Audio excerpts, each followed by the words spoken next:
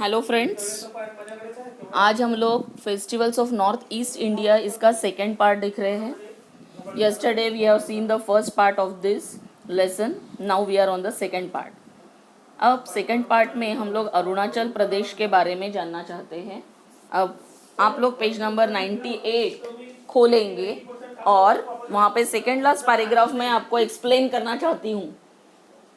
The New Year festival, called Losar, is perhaps the most important festival in certain areas of Arunachal. On this occasion, people clean out their homes to bring in the new year and to discard the old. तो हम लोग जैसे हमेशा पहले मैं आपको explain करती हूँ और उसके बाद में फिर आप ये वीडियो के थ्रू उसमें जो इमेजेस है पिक्चर्स है उसके थ्रू आप और ज़्यादा अच्छे से समझ सकते हो. उसी तरह से करेंगे. ये डिजिटल साक्षर एकेडमिक का वीडियो है और डिजिटल साक्षर एकेडमिक के थ्रू हम लोग इस लेसन को समझने की कोशिश करेंगे.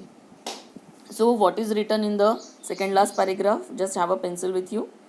New year festival called Losar is perhaps the most important festival in certain areas of Arunachal. Arunachal Pradesh के कुछ भागों में, सर्टन एरियाज में लोजर नाम का एक नए साल का न्यू ईयर फेस्टिवल है जो बहुत ज़्यादा महत्वपूर्ण माना जाता है. On this occasion people clean out their homes to bring in the new year and to discard the old. और इस ओकेजन पे, इस त्यौहार के अवसर पे लोग अपने घरों को साफ करते, क्लीन करते हैं और नए साल की ज़ोर शोर से वो वेलकम करते हैं.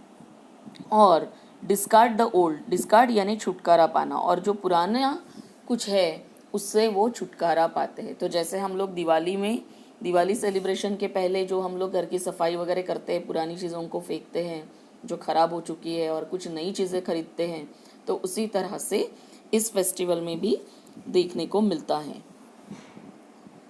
अब हम लोग अरुणाचल प्रदेश को छोड़कर नेक्स्ट स्टेट में आ रहे हैं. उसका नाम है मणिपुर. अ चार्मिंग फेस्टिवल ऑफ मणिपुर. बहुत ही प्यारा फेस्टिवल है ये मणिपुर का और उसका नाम है Ningol Chakouba. Binds and revives the relationship between married girls and their parents. और ये जो फेस्टिवल है ये मोस्टली शादीशुदा लड़कियां और उनके पेरेंट्स, उनके बीच के जो रिलेशनशिप होते हैं, संबंध होते हैं, उनको बाइंड और रिवाइव करता है. यानी उनके रिश्तों को और मजबूती से बांधता है और उन्हें रिवाइव यानी पुनर्जीवित करता है. क्योंकि आपको पता है कि जिन लड़कियों की शादी हो जाती है वो अपने ससुराल चली जाते हैं, तो मायके से वो दूर हो जाती है. फिर इस फेस्टिवल के ज़रिए वो एक दूसरे के करीब आते हैं और कुछ देर अपने परिवार के साथ अपने मायके में बिताते हैं और उस वजह से उन लोगों की जो रिश्ते हैं वो रिवाइव हो जाते हैं, पुनर्जीवित हो जाते हैं. The women and their children are given a sumptuous feast and gifts. और औरतों को और बच्चों को सम्शियस मतलब शानदार, फीस्ट यानी दावत, शानदार दावत मिलती है और उन्हें भेंट वस्तुएं दी जाती है. During Sirioba, the Manipur New Year festival in April, people clean and decorate their houses and prepare special festive dishes. Next festival है मणिपुर से ही रिलेटेड, सिरियोबा. इस सिरियोबा जो फेस्टिवल है इसमें क्या होता है कि ये अप्रैल महीने के नए साल का उनका जश्न होता है. यानी जैसे जनवरी नया साल हम मनाते हैं वैसे मणिपुर में उनका जो नया साल है वो अप्रैल महीने में होता है. और उस महीने में जो फेस्टिवल आता है, जो त्यौहार आता है, उसका नाम है सिरियोबा. उस फेस्टिवल के दौरान क्या होता है तो लोग अपने घरों को क्लीन करते हैं एंड डेकोरेट देयर हाउसेस, और घरों को सजाते हैं, and prepare special festive dishes, और उत्सव से रिलेटेड खास व्यंजन बनाए जाते हैं as part of the ritual. और आपको सभी को पता है कि कोई भी अगर त्यौहार हो तो उसके लिए कुछ अनुष्ठान या धर्म क्रियाएं हम लोग करते हैं. तो उसी तरह से उनके भी इस सिरियोबा रिचुअल के लिए, अनुष्ठान के लिए एक खास भाग होता है. और वो क्या है? The villages climb the nearest hill tops, for they believe that this will help them rise to a higher plane in this life. तो वो अनुष्ठान या धर्म क्रिया ये होती है कि जो गांव के लोग होते हैं वो उनके आसपास की जो हिल टॉप्स यानी पहाड़ी की चोटियाँ होती है उसके ऊपर क्लाइंब चढ़ जाते हैं, क्योंकि यहाँ पे फॉर का मतलब के लिए नहीं है, यहाँ पे फॉर का मतलब है बिकॉज, क्योंकि बिकॉज दे बिलीव, उनकी ऐसी मान्यता है या ऐसा विश्वास है that this will help them rise to a higher plane in this life. इस तरह से अगर वो ऊंचाई पे चढ़ते हैं तो आशीर्वाद मिलता है उन्हें और जीवन में वो आने वाला जो समय होता है उसमें ऊंचाइयाँ छूने का प्रयास करते हैं या ऊंचाइयाँ छूते हैं. तो ये एक अच्छी बात है कि अगर वो ऊंचाई पे चढ़ते हैं और उन्हें आशीर्वाद मिलता है तो ज़िंदगी में भी वो नई नई ऊंचाइयों को हासिल कर सकते हैं. तो ये उनकी ऐसी मान्यता है और इस सिरियोबा फेस्टिवल में वो इस तरह का अनुष्ठान रिचुअल करते हैं. हम लोग ये दोनों पैराग्राफ्स पहले वीडियो में देख लेते हैं.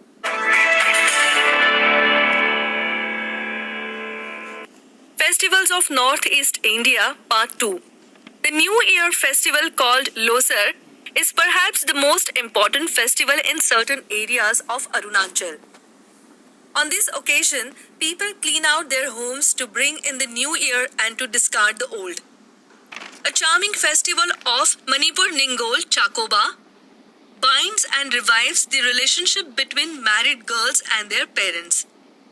The women and their children are given a sumptuous feast and gifts. During Chiraoba, the Manipur New Year festival in April, people clean and decorate their houses and prepare special festive dishes. As part of the ritual, the villagers climb the nearest hilltops, for they believe that they will help them rise to a higher plane in this life.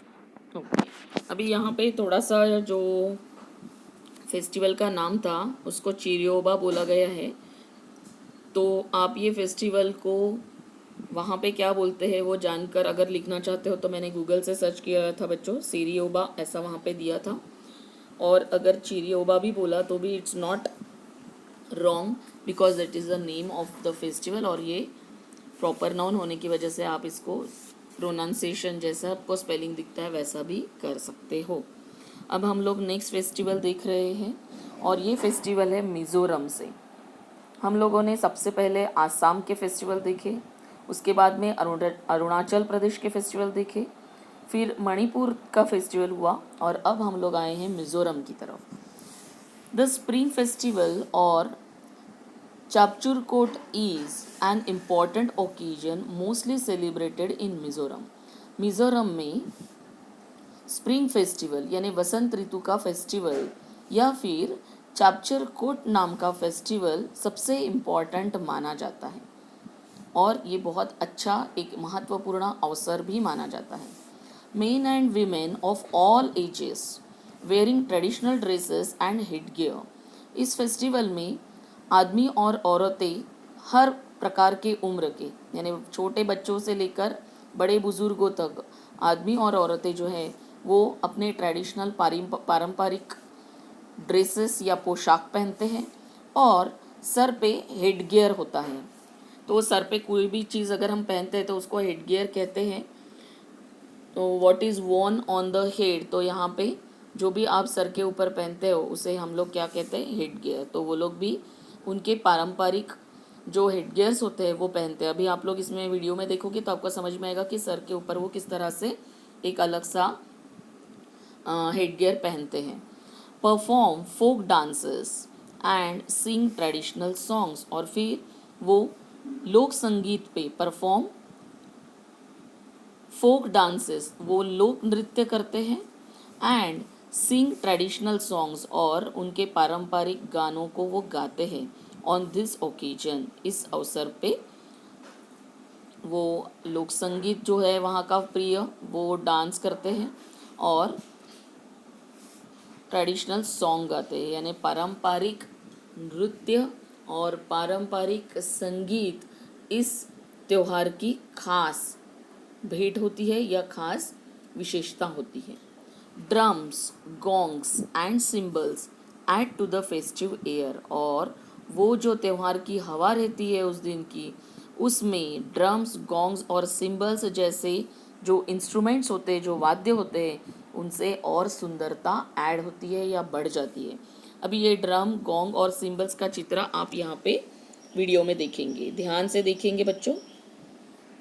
The Spring Festival or Chapchar is an important occasion, mostly celebrated in in Mizoram. Mizoram, Men and women of all ages, wearing traditional dresses and headgear, perform folk dances head gear, and sing traditional songs on this occasion. Drums, gongs, and cymbals add to the festive air. आपको दिखे होंगे ये वाद्य से वहाँ पे traditionally वो music बजाते हैं और डांसेस वहाँ पे होते हैं।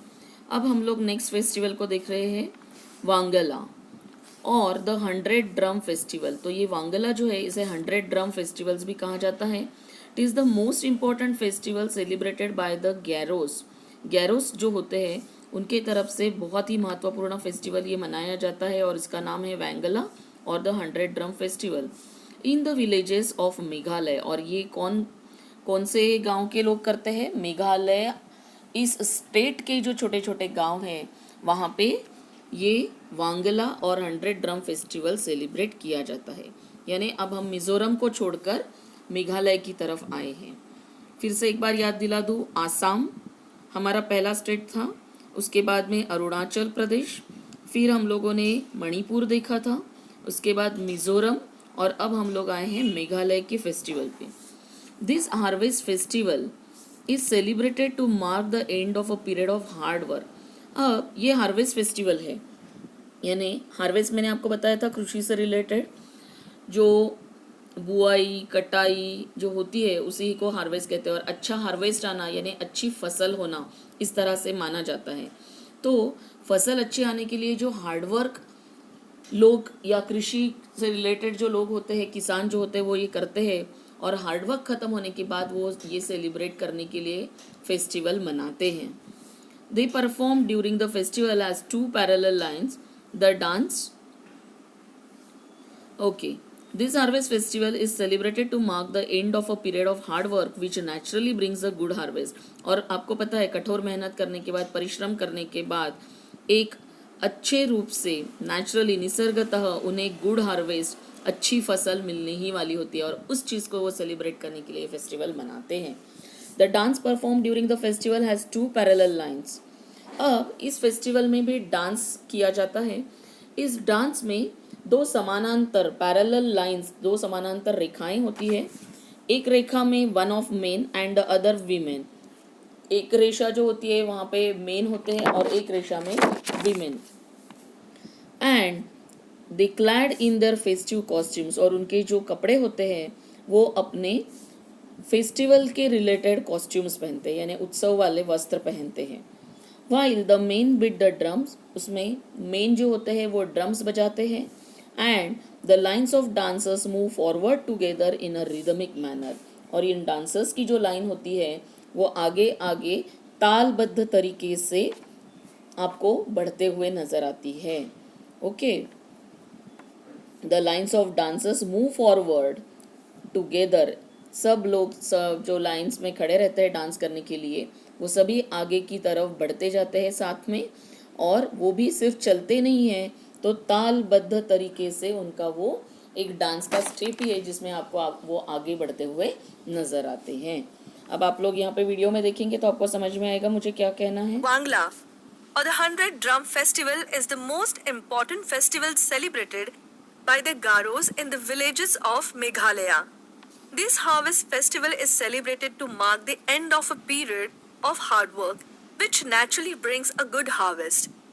The dance performed during the festival has 2 parallel lines, one of men and the other of women, clad in their festive costumes. While the men beat the drums, the lines of dancers move forward together in a rhythmic manner. The main feat. Yes. So you understand the dance, and now we are on the next paragraph. The main feature of festivals in Tripura, अब हम लोग त्रिपुरा की तरफ बढ़े हैं, is that all the people join in the celebrations. Tripura का जो festival होता है उसकी खास विशेषता, मेन फीचर जो है वो है कि सब लोग इस फेस्टिवल को ज्वाइन करते हैं और सब लोग मिलकर सेलिब्रेशंस करते हैं इस फेस्टिवल में. Many of the dances performed during some of the festivities represent hunting, fishing, food gathering and various other activities. और many of the dances performed during some of the festivities, तो इसमें जो जो festivities यानी उत्सव मनाए जाते हैं उसमें वो किस चीज का प्रतिनिधित्व करते हैं, रिप्रेजेंट यानी प्रतिनिधित्व करना.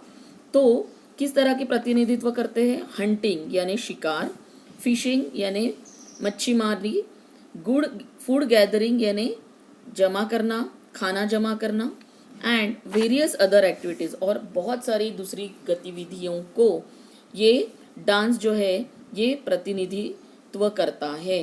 सम of the festivals attract people from all over India, और इनमें से कुछ फेस्टिवल्स में भारत देश के सभी जो विजिटर्स है वो आकर्षित होते हैं और वो देखने जाते हैं. तो खास तौर पे ये त्रिपुरा में जो फेस्टिवल होता है उसकी विशेषता क्या बताई गई है कि सभी प्रकार के लोग इस सेलिब्रेशन में शामिल होते हैं और यहाँ पे जो डांस दिखाया जाता है या डांस किया जाता है उसका खास प्रतिनिधित्व वो लोग हंटिंग, फिशिंग, फूड गैदरिंग और दूसरी प्रकार की गतिविधियों से दिखाते हैं. तो वो किस तरह से हंटिंग करते थे, फिशिंग करते हैं, या फूड को किस तरह से वो इकट्ठा करते हैं सबके लिए, या और भी उनकी जो दूसरी गतिविधियां हैं, इन सब का प्रतिनिधित्व आपको उस डांस में करते हुए नजर आता है. डांस के थ्रू आप समझ सकते हो कि वो किस तरह से ये पूरी गतिविधियां, एक्टिविटीज करते हैं. Nagaland consist of different groups of people who are unique in their customs and traditions. अब हम लोग नागालैंड की तरफ बढ़ते हैं. अभी हम लोगों ने जो फेस्टिवल देखा वो त्रिपुरा से रिलेटेड था. अब हम लोग नागालैंड का फेस्टिवल देख रहे हैं. That consists of different groups of people who are unique in their customs and traditions and the festivities they celebrate. अब ये जो नागालैंड के जो लोग होते हैं, डिफरेंट ग्रुप ऑफ पीपल, ये अलग अलग ग्रुप से लोग आते हैं, इकट्ठा होते हैं. हु आर यूनिक, वो अद्वितीय होते हैं. In their customs and tradition, उनकी जो परंपरा से जो चलती आ रही हुई जो रीतियाँ होती है उसमें उनको अद्वितीय ऐसा हम नज़र आते हैं.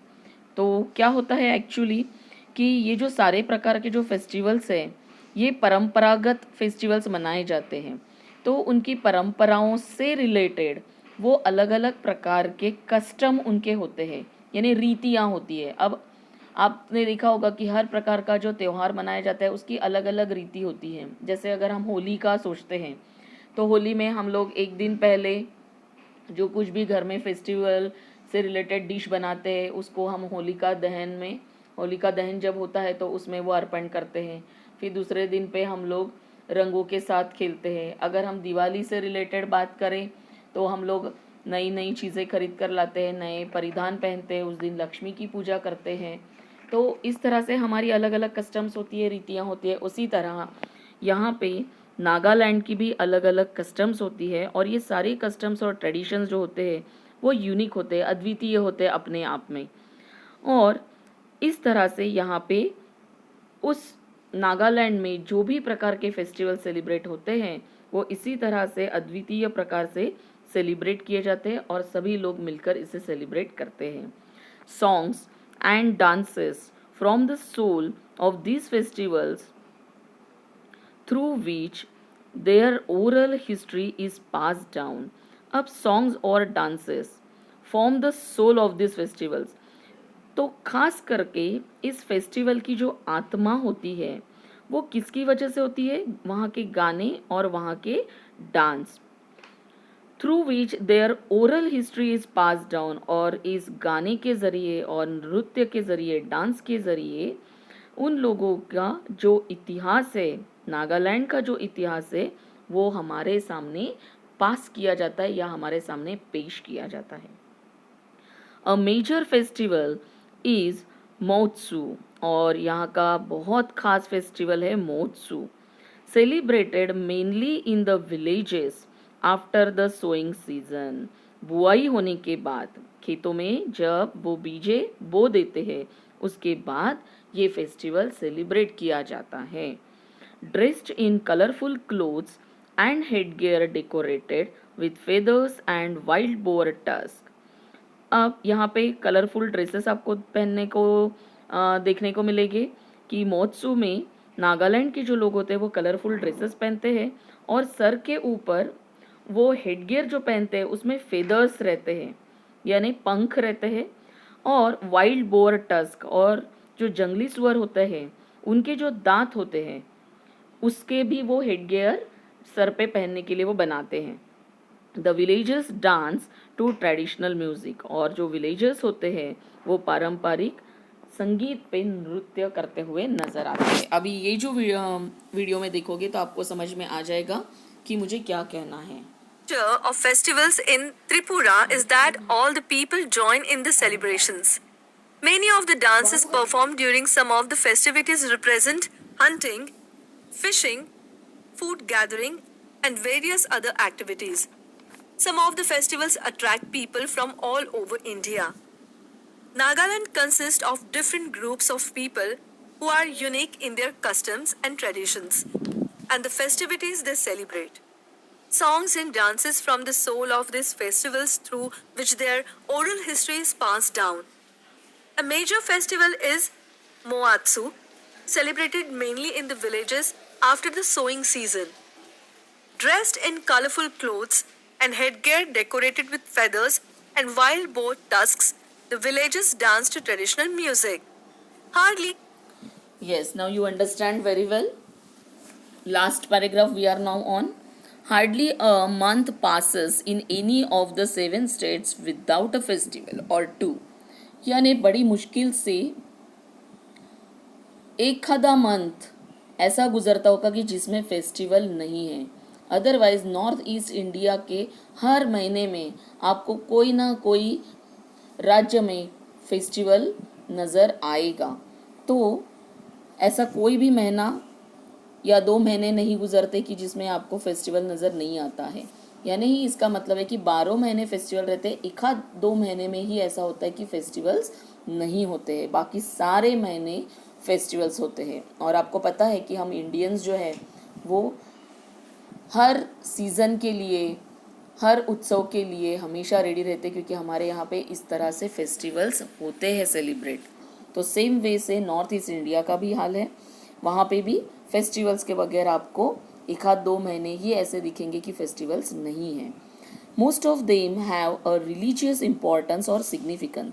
और ये भी एक ख़ास बात है बच्चों कि हमारे जो फेस्टिवल्स होते हैं इन सभी का एक रिलीजियस, एक धार्मिक महत्व है. तो 1 या 2 फेस्टिवल के सिवा यहाँ पे 7 राज्यों में कोई 1 या 2 महीनों के सिवा 7 राज्यों में फेस्टिवल्स शुरू ही रहते हैं. कोई ना कोई फेस्टिवल, कोई ना कोई धार्मिक रिलीजियस ये फेस्टिवल्स होते हैं. और हमारे सभी फेस्टिवल जो होते हैं वो खास करके रिलीजियस फेस्टिवल्स ही होते हैं, धार्मिक फेस्टिवल्स होते हैं. और उसका महत्व भी उतना ही हम सभी के लिए है. As the people offer thanks to the gods for a good harvest to prosperity और ask for protection against calamities. और क्यों होता है ऐसा कि साल भर हम लोग जो लोग होते हैं वो ऊपर वाले को, भगवान को याद करते हैं, उन्हें थैंक्स कहते हैं, उन्हें प्रे करते हैं कि हमारा जो फसल है, क्योंकि वो सब किसानों से रिलेटेड है, वो एक अच्छी समृद्धि भरी फसल हो, समृद्ध फसल हो जिससे पैसा कमाकर हमारी आजीविका, जो जीवन हम लोग ब्रेड एंड बटर हम लोग जो कमाते हैं, हमारी रोज़मर्रा की जो ज़रूरत होती है, खाना ये वो, ये सब के लिए हमारे पास इनफ भरपूर मात्रा में पैसा हो. और वो पैसा आने के लिए हमें फसल जो है, किसानों को जो है वो फसल बहुत अच्छी आने के लिए वो भगवान को प्रे करते रहते हैं. और इस प्रेयर के वजह से ही वहाँ पे फेस्टिवल्स मनाए जाते हैं. और ask for the protection against calamities, या फिर हम ऊपर वाले से जो कैलेमिटीज़, जो आपदाएं आती हैं उससे प्रोटेक्ट करने के लिए प्रार्थना करते हैं. तो यहाँ पे यही बताना है कि जो भी प्रकार का फेस्टिवल होता है वो धार्मिक अनुष्ठान या धार्मिक फेस्टिवल होता है. और इस धार्मिक फेस्टिवल के थ्रू हम ऊपर वाले को याद करते हैं कि उसने हमें जो कुछ भी दिया है उसके लिए हम उसे धन्यवाद करते हैं, और धन्यवाद के साथ साथ हम अपने आप को प्रोटेक्ट करने की भी उनसे मांग करते हैं. But these celebrations also help to encourage cultural and artistic activities and bring out the natural talent of the people. लेकिन इसी सेलिब्रेशन के साथ एक और पर्पस, एक और फ़ायदा होता है कि इससे लोगों को encouragement मिलता है, प्रोत्साहन मिलता है. किस लिए? कि वो कल्चरल और आर्टिस्टिक एक्टिविटीज़ यानी सांस्कृतिक और कलात्मक गतिविधियों के through they bring out the natural talent. उनकी जो प्राकृतिक प्रतिभा है लोगों की, वो बाहर निकालने के लिए, ब्रिंग आउट करने के लिए, उनके जो प्राकृतिक प्रतिभाएं उन्हें दी जाती है. भगवान की तरफ से हमें बहुत सारी प्रतिभाएं मिलती है, तो ये प्रतिभाएं बाहर आने का भी मौका मिलना चाहिए. तो ये बाहर आने का मौका इस तरह के फेस्टिवल्स को सेलिब्रेट करके ही मिलता है. तो सांस्कृतिक और कलात्मक गतिविधियाँ इसके थ्रू बाहर आती है और वो राज्यों को और ख़ास बनाती है.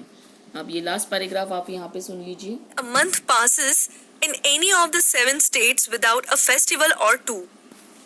Most of them have a religious importance or significance, as the people offer thanks to the gods for a good harvest to prosperity or ask for protection against calamities. But these celebrations also help to encourage cultural and artistic activities and bring out the natural talent of the people. So, okay, तो यहाँ पे ये lesson finish हुआ है. अभी हमारे next video में आप लोग जो क्वेश्चन आंसर्स हैं वो देखेंगे. इसमें हम लोग मार्जिन के क्वेश्चन आंसर्स, इसके बाद में वर्कशॉप के क्वेश्चन आंसर्स और चिट चैट एक्टिविटी के थ्रू वार्मिंग अप के क्वेश्चन आंसर्स हम लोग देखेंगे. So have a good day बच्चों. वीडियो बार बार सुनिए और बार बार लेसन को पढ़िए, तो आपको रीडिंग भी अच्छा आएगा और आपको ये वर्ड्स भी पता चलेंगे जो नए हैं आपके लिए. Have a good day.